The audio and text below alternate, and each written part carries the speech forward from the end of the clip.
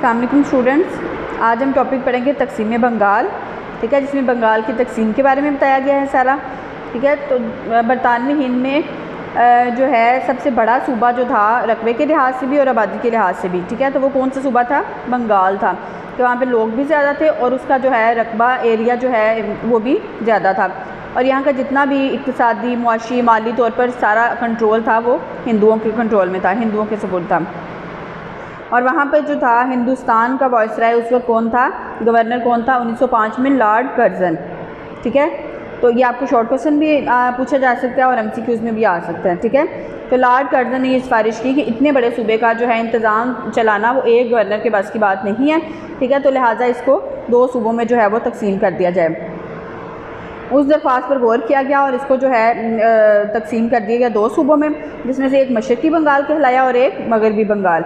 ठीक है, अब उसके बाद जब तकसीम हो गई बंगाल की तो इसके भी जो है वो हिंदुओं और मुसलमानों पर मुख्तलिफ असरात हुए। ठीक है, कि एक तरफ जो है हिंदू वो इससे नाखुश थे और मुसलमान जो है वो खुश थे। ठीक है, क्योंकि मशरक़ी बंगाल में जो है मुसलमान अक्सरियत में थे, ज़्यादा थे, इसलिए मुसलमान जो है वो बहुत खुश हुए कि वहाँ पर जो है वो अपने सूबे में अपने जो है इस्लाम के मुताबिक या अपने मज़हब के मुताबिक जो है वो ज़िंदगी आज़ादी से गुजार सकेंगे।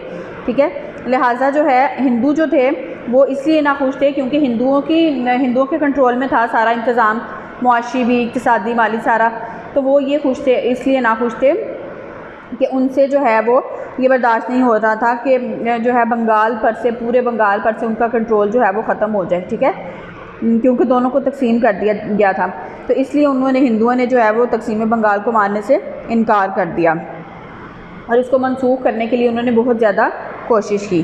ठीक है, तो उन्होंने एक तहरीक भी शुरू की जिस तहरीक का नाम था अदम ताउन की तहरीक। ठीक है, कि अदम ताउन की तहरीक उन्होंने एक शुरू कर दी कि उसका मतलब ये था कि हम जो है वो किसी भी काम में जो है किसी भी चीज़ में ताउन नहीं करेंगे। ठीक है, ताकि जो है इस तहरीक को ख़त्म कर दिया जाए। तो अब उसमें ये शॉर्ट क्वेश्चन बनेगा कि हिंदुओं ने जो है अदम ताउन की तहरीक में जो है वो क्यों शुरू की या उसमें उन्होंने क्या कुछ किया। ठीक है, तो क्या उन्होंने काम किया?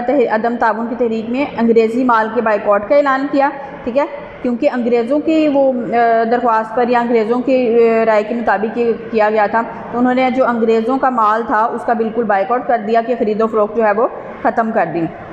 टैक्सों की अदायगियाँ रोक दी गई। ठीक है, कि जितने भी टैक्स वगैरह वो देते थे उन्होंने वो टैक्स देने ख़त्म कर दिए, बंद कर दिए। और बाला आखिर क्या किया? तशद्दुद पर उतरे। ठीक है, आखिरकार उन्होंने जो है लोगों पर मार पीट, तशद्दुद वगैरह करना शुरू कर दिया ताकि जो है इसको ख़त्म किया जाए। तो हालात जो है वो फिर वो ख़राब से ख़राब होते गए। तो इन हालात में फिर क्या अंग्रेज़ों ने हालात को बेहतर करने के लिए जो है वो हिंदुओं के सामने घुटने टेक दिए।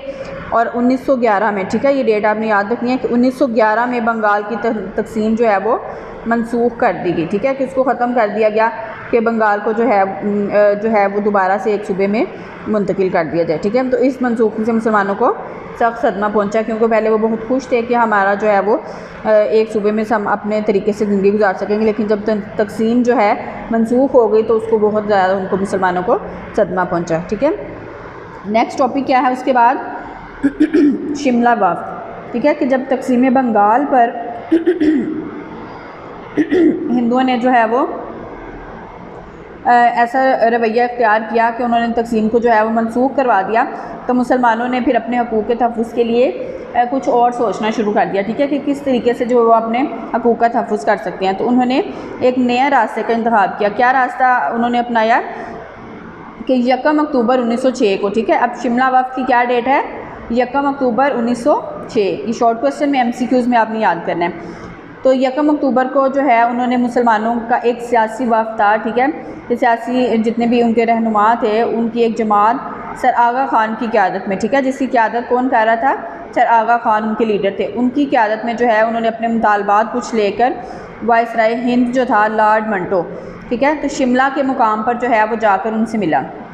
ठीक है, तो शिमला के मुकाम पर उन्होंने जाकर जो है इस वक्त ने लॉर्ड मंटो से जो है वो बातचीत शुरू की, जिसमें उन्होंने कहा कि मुसलमानों के लिए जो है जुदागाना इंतखाबात होने चाहिए। ठीक है, कि अलहदा से जो है जितने भी इलेक्शन इंतखाबात वगैरह करवाए जाएँ उसमें मुसलमानों के लिए एक अलहदा जो है वो हक़ होना चाहिए उसका। ठीक है, वहाँ पर जो है शिमला वफ़द में फिर जो है मुसलमानों को वो वाइसराय ने कोई मस्बत जवाब दिया, कोई थोड़ा बहुत जो है उनको हौसला अफजाई की, तसल्ली दी कि ठीक है भाई इस बात के बारे में सोचा जाएगा। तो उस वक्त मुसलमानों की कोई ऐसी ख़ास सियासी जमात नहीं थी कि जो उनकी तरफ से कुछ काम करे, ठीक है, उनके उनके मुतालबात को अच्छे तरीके से पेश करे या कोई एक मुनज़्ज़म तरीके से काम करे। तो तब उनको ये ज़रूरत पेश हुई कि ऐसी एक जमात होनी चाहिए, ठीक है, कि जो है उनके हकूक़ के लिए बेहतर तौर पर काम कर सके, ठीक है। तो उसके बाद जो है फिर उन्होंने मुस्लिम लीग एक जमात जो थी मुसलमानों की, तो उसको कायम करने के बारे में जो है वो सोचा और मुस्लिम लीग फिर कायम हुई, ठीक है। तो 1909 में जो है मुसलमानों को जुदागाना इंतखाब का हक़ भी दे दिया गया, ठीक है। तो ये भी शॉर्ट क्वेश्चन या MCQs में आपको पूछा जाएगा कि मुसलमानों को जुदागाना इंतखाब का हक़ जो है वो कब दिया गया है, ठीक है। तो ये 1909 में दिया गया, ठीक है।